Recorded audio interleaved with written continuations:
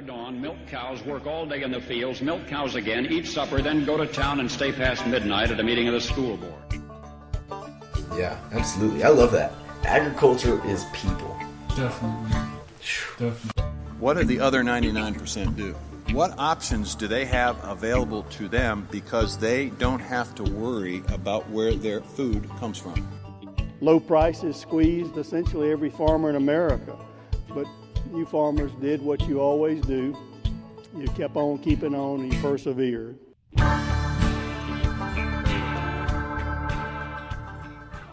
Hello and welcome to the Four Corner Ag Podcast.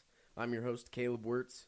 Today, we've got no co-host like we usually would. Last week, we had Tyson Schneider on here. And normally, we'd have Maverick Lighty, but he's still out working, I think, in Burlington and staying busy doing whatever he's doing. So, I get it. You know, we're state officers here getting ready for state convention and staying busy. So, I got no problem with that. We're just going to keep on chugging just as we got to. Keeping this podcast going for you guys and bringing you good content. So we're going to miss old Maverick again this episode and possibly even next episode. But alas, we will record and move forward. I really hope you guys enjoyed our last episode with the Daryl Bibbins or Gatlin is his real name. But I hope you guys enjoyed that episode. It was fun to record and got a lot of good stuff out of it. So hopefully you guys can get some good stuff out of this one too. And it should be a good episode. Something pretty cool today. We talked about it, probably a month, probably 6 episodes ago. We were talking to Naomi Yates and she had mentioned exactly who I've got on today. And that is a USDA really wildlife specialist, someone who can come in and do specific jobs that like Naomi could not have done because she just didn't have that exemption and all that. She was talking about trapping and everything like that. So today we've got Joey Gacnik. Pronounced that right? There we go. Did. Yes, you did. Joey, I guess I'm just going to give you a second. What do you do? What's your background? Gosh. So, again, my name is Joey Gacnik. I'm 41 years old, so my background, could be as long as you want it to be. Right. I actually started out a professional career in the fire service when I was 20 years old, and I worked there until 2016, and I actually worked there till 2019, but in 2016, I heard of a job opportunity within USDA and a subdivision called Wildlife Services. I'd known that it existed, but I really didn't know much about it. I didn't know how many guys they had, how many employees, what they did. Right. Through my job in the fire service, I met a guy who did some work in Otero County, which is where I worked. Okay. And he started to explain to me some of the things he was doing as a job, and I just thought, gosh, that's just right up my alley. I enjoy the outdoors. Right. My hobbies are hunting and fishing, anything outdoors, looking for sheds or taking my kids out, whatever it was. I always wanted to be outdoors. And so when he explained to me that job, right, I thought, golly, how is that possible? I've never heard of such a thing. Right. And so in 2016, actually, a job opened up, and I thought, I'm pretty invested in my fire service career. I've been here for 16 years. I've obtained some really advanced certifications, and I don't know if this is something I need to even be entertaining because I'm pretty invested here. Right. But just through my life and the people that I had around me, they encouraged me to pursue it. So I applied for that job in 2016, and I thought in my own mind, I'm the best guy that they could ever want because I love the outdoors. Right. I know the area. Through working for the fire department that I worked for, I knew the area, I knew the landowners, what we call cooperators in the USDA. Okay. I knew the country, I knew the terrain, I knew the wildlife, and I thought, I am the guy. If they don't hire me something's wrong with them because I'm the best guy they could have ever had apply. Right. So I applied, and guess what? I didn't get the job. Oh. They didn't hire me. Oh, my. So after I applied for that job, I called at the time, the district supervisor. His name was Shane. And I said, Shane, you know what? I'm still convinced that I'm the best guy for this job, especially this job in this area, because this is where I live, and this is where I've lived for the last 16 years. Right. What can I do so next time I'm better prepared? What can I do to set myself up to be successful in applying for this job? I have a really good career now I'm working through, and that's going okay for me, but tell me what I need to know, because I thought I was good, but, I got beat out. Right. And so he recommended a lot of things to me. He started talking about trapping and pesticide applications and wildlife species identification, and just really had a lot of information. He said, you know what? He said, we would actually like you, we talked about it, we would like you to volunteer your time so that you can get that experience, because a lot of that experience is an experience that you can just go and get. Right. In Colorado, for example, the use of foothold traps was banned through the constitutional amendment to the state of Colorado. Yeah, Sorry, okay. I was looking at your constitutional Yep. Bill of Rights there. Anyways, through that, the use of foothold trapping and various other traps was outlawed. And so to have somebody from Colorado with trapping experience is a rare thing to come by. It just doesn't happen. Right. You can trap. There are laws that allow you to trap using, certain types of traps and non-lethal devices. Right. Still in the state of Colorado. But all of the other types I had no experience with. Well, the guy they hired did have that experience. So, of course, he beat me out. Right. Yep. That So makes sense. Shane said, well, we'd like you to volunteer for the guy that beat you for the job. And I'm like, I don't know if I want to go volunteer for the guy that beat me out for the job. I mean, Right. he can't be as good as me. What the heck? I was pretty confident in myself. Yeah. But I, after talking to my wife, it's like, how bad do you want this, Joe?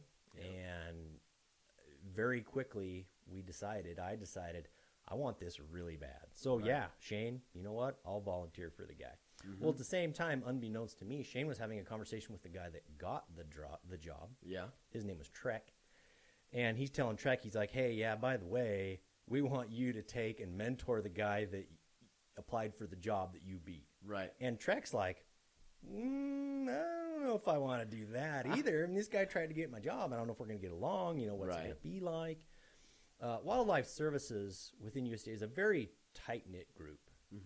We're really close to our coworkers. We do a lot of work that just takes teamwork. And so to get into that circle of trust, so to speak, was difficult. And so I took the opportunity and met Trek and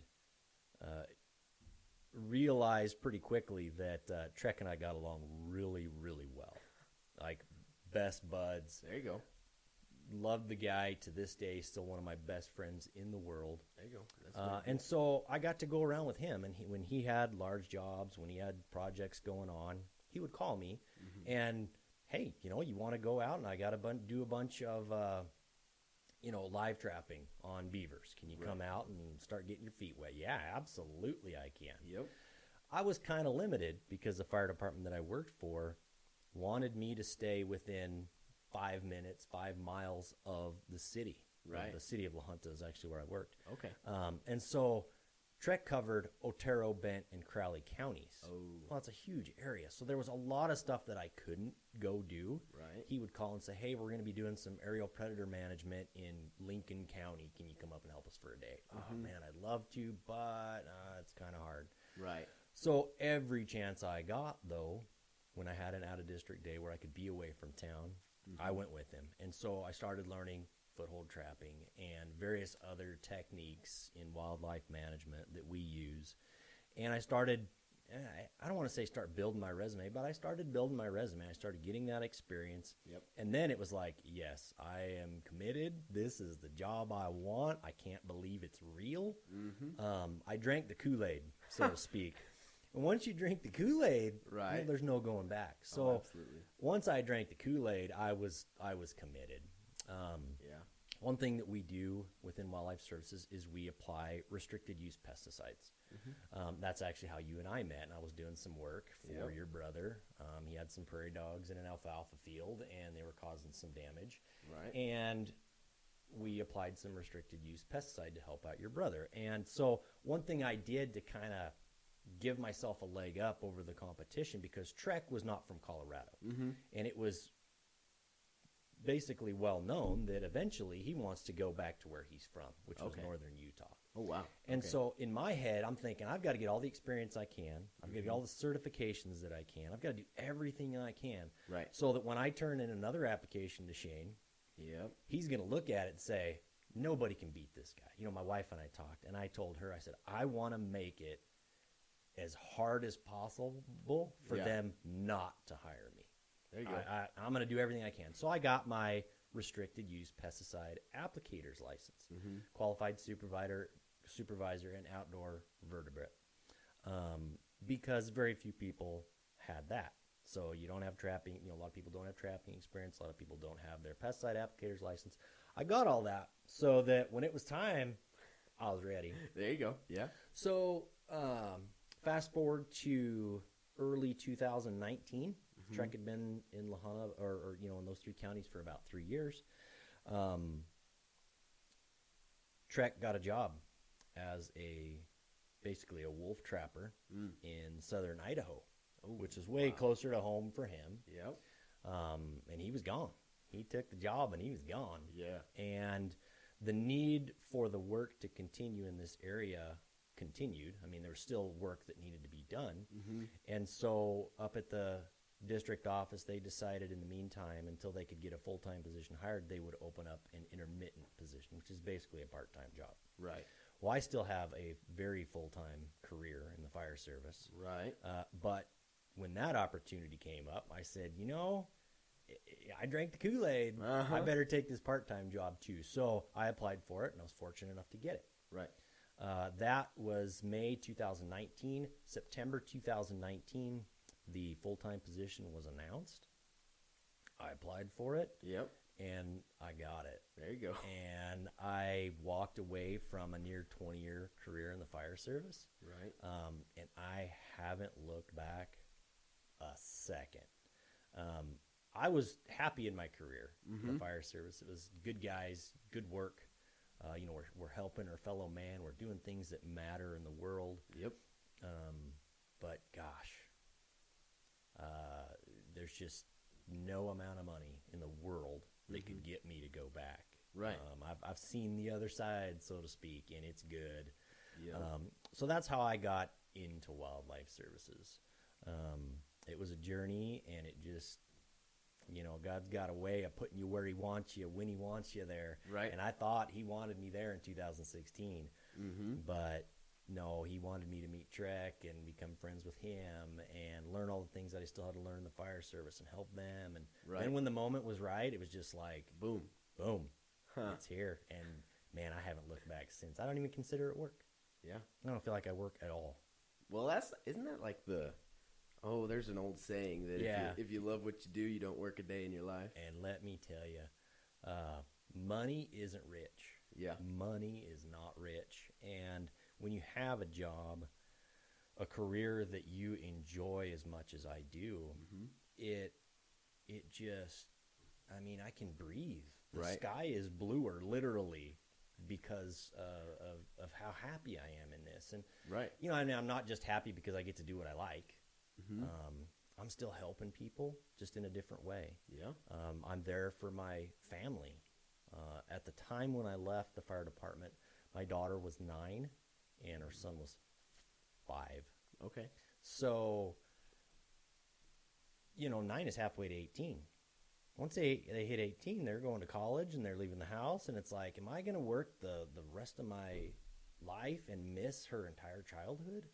I wasn't making football games or swim meets and stuff like that because Right. I had to be close to Right. where Yeah, I you work. couldn't go So, somewhere. yeah, man, I had to look back a day. It's not even work. Huh. No, this is probably the most work I've done since I started. That is pretty cool. That right there is almost a career goal. I I'm think that's a telling you. place where people want to be. It is, and when I left the fire service, Mm-hmm.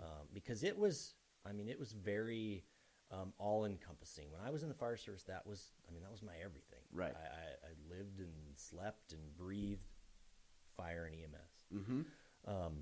I remember the first maybe 2 or 3 days after I started here. Right. I remember calling my wife and I'm like, I don't know how to explain this, but I feel like I can breathe. Right. You don't know how much stress you carry around, especially when you build that stress up over 19 years. You have to normalize it as you go, and then Right. and then something like this happens, and you realize, holy cow! I mean, I was happy there, but I wasn't this happy. And please, for the guys that work there that may listen to this, love the heck out of those guys, and I would to this day do anything for them at any time. But Right. for my own life and my own family, best move I've ever made in my life, aside from maybe marrying my wife. Right. There you go. That was a good Little clarification plug there. Yeah. No, I think that's great, and I think that's good advice for any high schoolers coming up. I'm here to tell you, do what makes you happy. Mm-hmm. Not that the fire service didn't make me happy, but this makes me happier. Yeah. Just to say it simply. Oh, yeah. Life is so short, and that's one thing I learned in the fire service. Life is a breath away from being over. Right. At any given moment. Every day is a gift. You have no idea when something tragic is going to happen in your life. Right. So what time you do have, spend it doing something you like. Oh my goodness, I can't say that enough. You and I talked before the podcast. That's one thing I hope to achieve through this podcast is to educate young folks that may be like myself, who enjoyed the outdoors and enjoyed helping people. Right. Let them know that this is a career. Oh, absolutely. We recently hired a guy east of here, name's Pete. I'm sure he'll listen to this. We struggled in finding applicants for that job. Wow. We got very few applications. Right. And so those of us that are in it are like, people just don't know how good this is. Right. They don't realize the satisfaction that comes from this job. And so, especially if you love the outdoors. Right. Yep. If I would have known this was a job in high school, I never would have gone to the fire service. No way. Oh, no yeah. way. I would have been testing for my pesticide license the day I turned 18. Right. I would have been doing everything I could to set myself up here. Like I said, the Lord has ways of putting us where He wants us when He wants us there, and so I wouldn't change anything that happened in my life. I'm thankful that I went through everything I went through in the fire service. But Right. yeah, if I'd have known that this was a career, I would have shot for it a long time ago. Yeah. Oh, absolutely. I guess then my question is, in high school, if you're in that place, what do you do, or what do you do to prepare yourself as a high schooler, I guess? Well, so maybe let me explain our job a little bit, and Okay. then maybe we can circle back to that question. That's fine. So our mission statement basically is to provide federal expertise and leadership anywhere human-wildlife conflict exists. Okay. What is human-wildlife conflict? It might be coyotes depredating on baby calves. Right. It might be raccoons destroying a watermelon field, or prairie dogs setting up a colony in an alfalfa field. Right. Exactly. Skunks under a porch. Skunks carry rabies. Yeah. Pigeons, leaving their droppings up and down municipal city streets, spreading disease. Disease spread is a big thing that we focus on. Right. I do some work for some of the larger feedlots in the area to help spread salmonella. To help prevent Prevent the spread. salmonella spread. Yeah. Starlings, European starlings, non-native species, I'm sure you've seen the large flock of tens of thousands of starlings anytime you pass a feedlot in the wintertime. Right. You know, not only are they in that feed bunk eating the food, they're also going to the bathroom while they're there, and the cattle are ingesting that, and they're ingesting that disease, that salmonella, toxicidiosis, I believe is how you pronounce it. I could be wrong. But so we help with disease spread. We employ all manners of wildlife management. And that's an important thing, I think, for the viewers to keep in mind. We're not hunters. I am a hunter in my personal life, and I enjoy the outdoors, and, you know, I enjoy filling the freezer and feeding my family. Right. But we're not sport hunters. In this job, those skills assist us. They definitely help me do my job. Absolutely. But that's not what we're here for. We employ literally all manners of wildlife management, not all manners of hunting, all manners of management, because really that's what it is. It's management. Oh, yeah. Non-lethal, live trapping, cage trapping, translocating, just wildlife surveys, setting up fodder to keep, you know, coyotes out of the sheep herd. Right. Training landowners on guard dog usage, deterrence. You know, we have some pyrotechnic shells that we use to just frighten wildlife away. Right. There's a big misconception, I believe, about wildlife services in the public eye that we're hired killers, when in fact that just could not be farther from the truth. If we don't have to euthanize an animal, guess what? We don't want to. If we're driving down the road and there's a coyote just out there being a coyote, great. Look, there's a coyote. Wonderful. Go be a coyote, bud. Right. But, you know, on the flip side of that coin, again, we're here when human and wildlife conflict is present. And there's over 7 billion of us on this earth. Right. And it's inevitable that wildlife and human conflict exists. Oh, absolutely.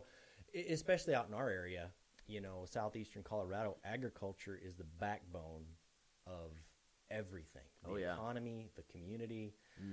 Without agriculture, to be without agriculture in southeast Colorado would to be without people in southeast Colorado. Right. Which is already few enough of us anyway. Yeah. We got to keep those numbers where they're at. So we're there to help. Right. We're there to give advice. We're there to employ lethal measures when necessary.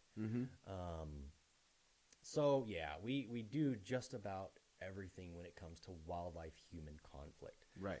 In my area, like I said, a lot of the work I do is coyote work. I do a lot of raccoon work, skunk work, come melon season, you know, about summertime when the sweet corn's getting ripe and the watermelons are getting ready to harvest. That's when those coyotes and raccoons love to go into a watermelon field and destroy it. It's incredible how much damage you know, a small family of raccoons can do to a watermelon field overnight, let alone oh gosh, terrible. It's amazing. It's incredible the damage that they can do. So we're busy. We stay busy. We're just finishing up calving season right now. We're going to go into melon season soon. I'm doing a lot of beaver work right now, a lot of live trapping on beavers. But, you know, kind of to circle back to your question now that people kind of understand what we do and how we do it. Yeah. What can you do as a young adult to set yourself up for this position? I would say first of all, go seek out your local USDA Wildlife Services specialist. Yeah. Seek them out, get to know them, shake hands with them, let them know your name, start building that trust. Right. A lot of people want to do what we do, but very few can. The level of trust that has to be given to us is above all else. Right. We do use and are issued several different types of firearms, you know, for use in our work. Several types of traps that can hurt, injure, or kill a human just as easily as wildlife. Right. So the level of trust is just off the charts. We got to get to know you. We've got to know you're trustworthy. And, you know, unbeknownst to me, that's what Shane was doing. Mm-hmm. He gave me a volunteer opportunity Right. and said, hey, go tag along with Trek. At the same time, he was probably telling Trek, keep an eye on this guy. Yeah. Let's make sure he is who he portrays himself to be. Mm-hmm. So that's probably the first thing I would just seek him out, get to know him, start learning those things that I didn't know when I first applied for the job. Mm-hmm. More often than not, wildlife services specialist position, which is what I am. I'm a specialist. I'm the low man on the totem pole, which is totally cool with me. I love being a grunt. Yeah. A background in wildlife biology goes an awful long ways in obtaining employment with wildlife services, USDA wildlife services. Okay. I'm not just out there trapping coyotes. Right. I'm not just out there catching raccoons and skunks. Mm-hmm. I'm out there looking at the ecosystem, looking at predator-prey relationships. Right. You know, certain times a year, animals act differently. And so I'm using that knowledge to help me be more successful, to help avoid that human-wildlife conflict that we're talking about. Right. So start looking at a program, start looking at a wildlife, background in wildlife biology is pretty common in wildlife services. Most of the guys are certified wildlife biologists. Oh, wow. Yeah, get that experience, go to school, start learning. Mm-hmm. And at the same time, don't be afraid to step outside your comfort zone. Mm-hmm. I'm from southeastern Colorado, so I like it here. Right. I love it here. I'm never going to move. Right. But wildlife services literally is worldwide. Mm-hmm. USDA has presence in more countries than I even know about. Oh, wow. A lot of military installations across the world have USDA wildlife services specialists working. Most airports, most sizable airports have a wildlife biologist on staff that works for USDA wildlife services. Really? And so those opportunities are everywhere. Every state in the country, a lot of different countries. Mm-hmm. The opportunities abound. So don't be reclusive and think, nope, the only place I want to work is southeastern Colorado. Right. Because if that's where you want to work, you're not going to have a chance because that's where I'm working and I'm never leaving. Right. So don't be afraid to look across the street, you know, go out of state, get that experience. When we hire people, we love to hire people with experience. So if there's maybe a low-level entry position available somewhere else, don't hesitate to go for it. You know, grow and become confident and never stop learning. So, yeah, meet the guys, know who they are, go to school. Wildlife biology really, really helps. Wow. That is crazy. See, you're gonna want to be a trapper now, aren't you? I'm going to have to go and get all this experience now. Well, you know, you're young still. Yeah. I waited till I was in my mid-30s to start getting it, and here I am. But, Right. you know, like I said, that's one thing that I hope to accomplish is to let younger folks know that, like, young people know that this is a job, and you don't have to wait until you're 37 like I was, you know, to start getting your feet wet in it. Right. Now, I guess for those listening that would be interested in this, you know, you said that your friend had gone up to Idaho to trap wolves. You know, that's just one example of, like, the diverse Oh, gosh. Yeah. differences in that this job can have. Yes. Or So, for example, Yeah. in the state of Colorado, we have 3 districts. Okay. The Southern District, which is basically the southern half of the state. Then Okay. you've got the Northeastern District, based out of Lakewood, and the Northwest District, based out of Grand Junction. So if you divide the state into a big flat box and 2 equal boxes, that's how we are. Okay. My jobs and responsibilities, a lot of the ones that I talked about, are completely different from the guy that works out of Cortez, Durango area. Right. He does a lot more lion and bear work. Wow. Trek in Idaho does an awful lot of wolf work. He still does coyotes. He still does starlings. There are people that do brown tree snake work in Guam at Air Force or at military installations, and fruit fly trapping and eradication in New York. Caribou, fox. Every state, Alaska, all over the country. Right. They all have their own unique ecosystem, and they all have people. Therefore, the wildlife-human conflict exists. And you can't limit yourself. I was one of the guys that I didn't want to work anywhere else. My kids went to school here. My wife is from here. I like it here. I love it here. Right. I don't want to go. So I kind of did hold out just for one particular position, but I was fortunate enough to get it. But if you want to go do nothing but trap beavers in South Carolina, or alligators in Louisiana, there's a job for it. While, feral swine in Missouri, don't limit yourself. There's so much opportunity out there. So much opportunity. There's guys that do bird hazing to protect threatened endangered fish species. Really? Yeah. Wow. If the pelicans or the gulls are lined up along the riverbank eating minnows of that endangered species, that's a detriment. And so there's guys that do nothing but haze birds. There's grizzly bear trappers, wolf trappers. You name it. The list goes on and on. Grizzly bear. Yeah. I couldn't imagine that job. I don't think I'd have the guts. This job gives a lot of excitement. That's another thing that I like about it is everything's different. You never know what's going to happen one day to the next.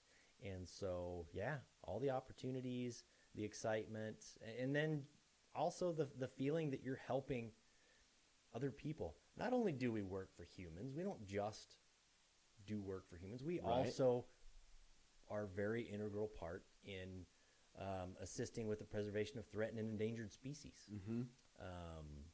The black-footed ferret in southeastern Colorado was a really good example of that. Some of the prairie dog management that we do to protect the threatened and endangered black-footed ferret is we'll go to a prairie dog colony and we'll apply what we call delta dust to the prairie dog burrows. And that's an insecticide that kills fleas.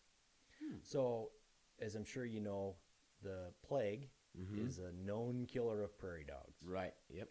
And prairie dogs being the main prey species, and the burrowing den networks that they create is where black-footed ferrets thrive. Not only do they live in prairie dog towns, they also predate on prairie dogs. And so we will go and we will apply insecticide to all the burrows in a prairie dog town.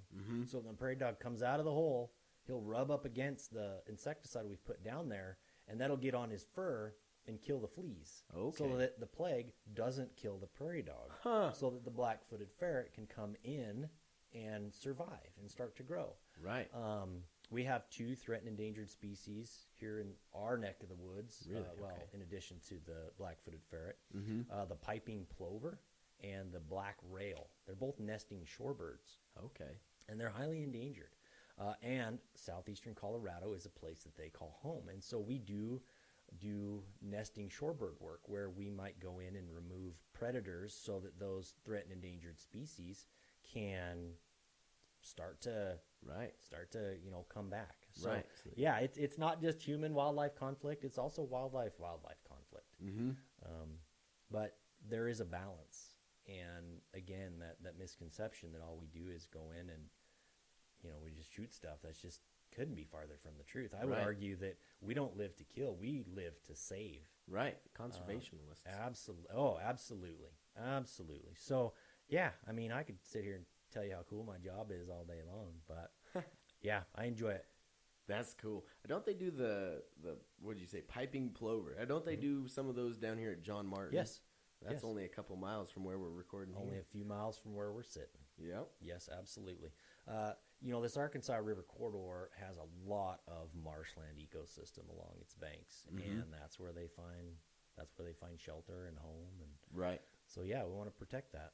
Okay. Give them a chance. So here's a question for you. I don't know necessarily if you'll know the answer, and that's okay if you don't. But I'll be the first to say I don't. With how dry it's been, and how little water is in the Arkansas right now. Does that affect, or have you seen an effect on, what you do?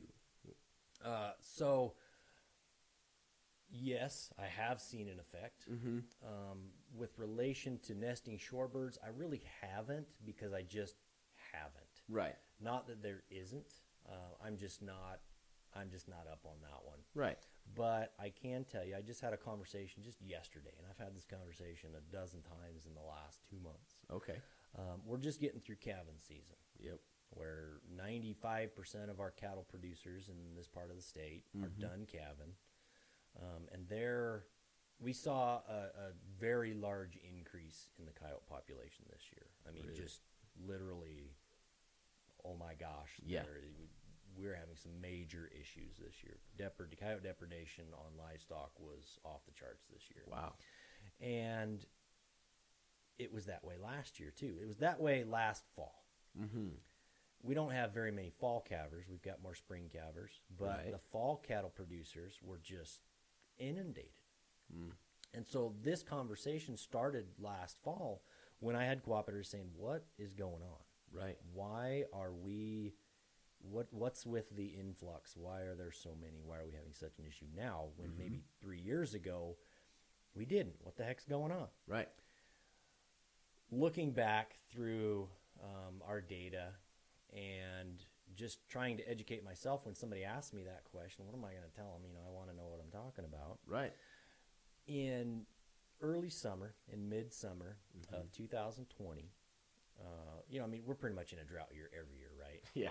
Yeah, one stage or the other, whether it's severe or extreme. We're always in a drought, it seems like. But in early to midsummer last year, we had some really good moisture. Oh, yeah. We got really good moisture. Like 5 inches of rain in July. Just perfectly timed to decrease coyote pup mortality. No. When a coyote has a litter of pups, the survivability of those pups depends on a lot of factors. Obviously, they've got to eat. Right. In order for them to eat, mom has to eat. In order for mom to eat, there has to be cover, because she has to be able to find food and be able to hide from other predators.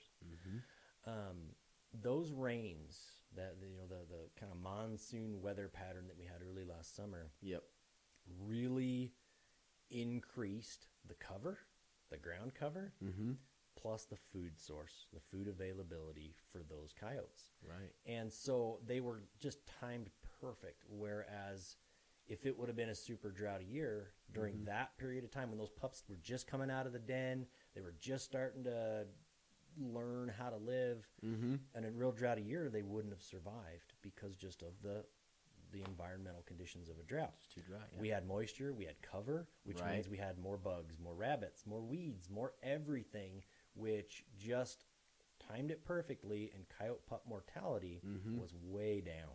Wow. So a lot more of them survived. Wow. So yes, the effects of the drought versus those rains didn't get us out of the drought. No. They were just timed perfectly. If they would have happened in September, the coyotes would have already probably been kicked out of the den, and they would have not been able to survive as well as they did because of everything was just in their favor. So that's what I'm seeing as a large increase for why there was so much coyote depredation this year. Yeah.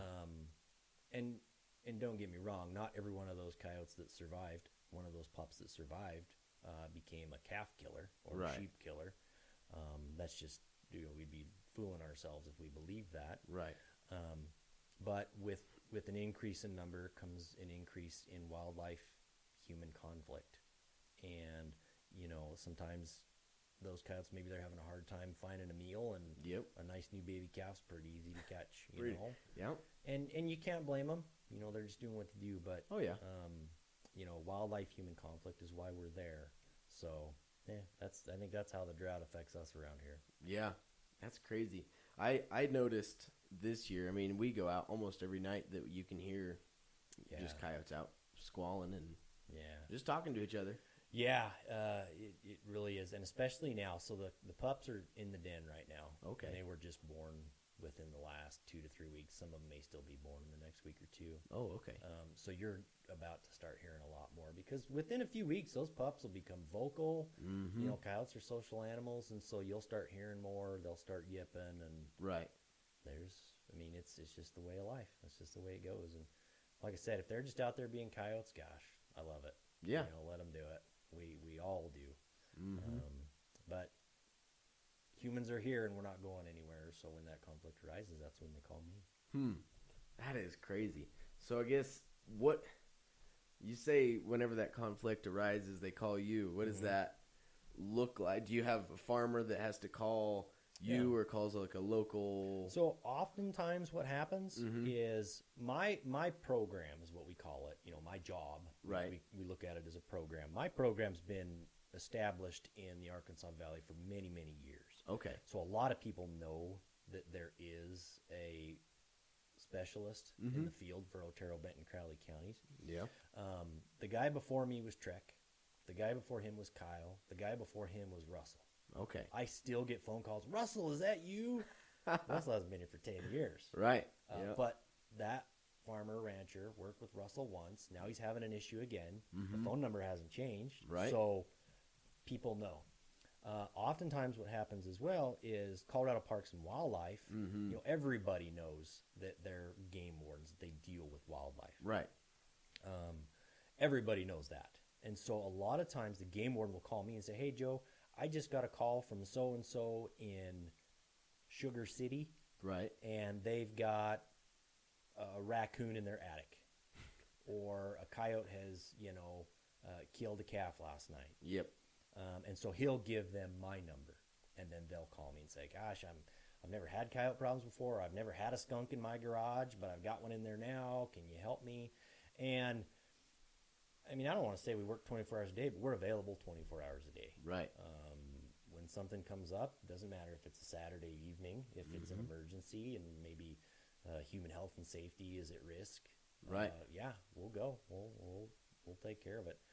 One great thing about Wildlife Services is we've got a network of guys. In the Southern District, those are the ones I work with the most. I work with the whole state from time to time, but those ones the most. Right.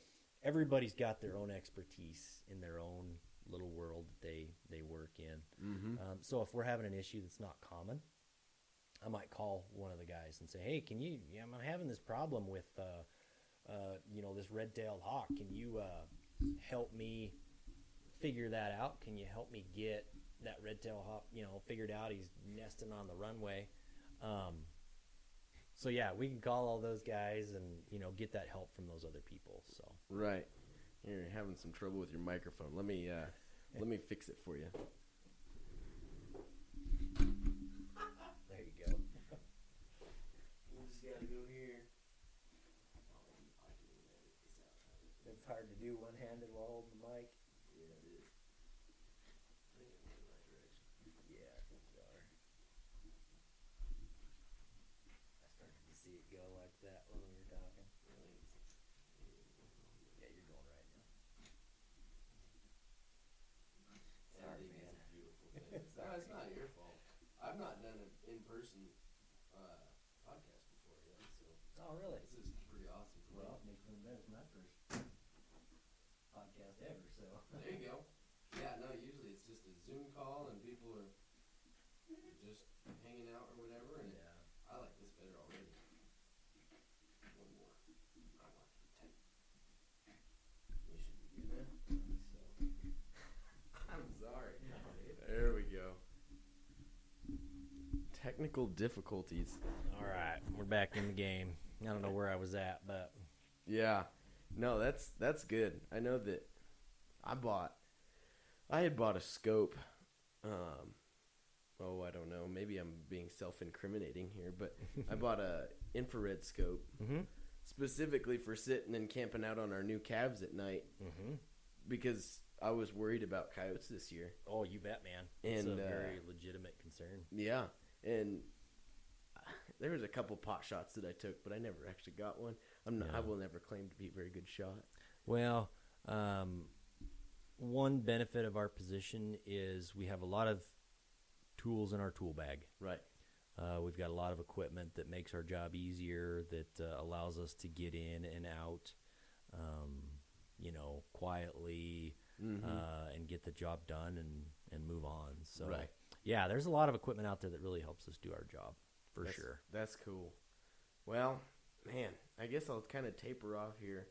Still some little bit of technical difficulties here, but I appreciate you coming out, and Yeah, man. Happy to do it. Happy to be here. it was cool the way we met.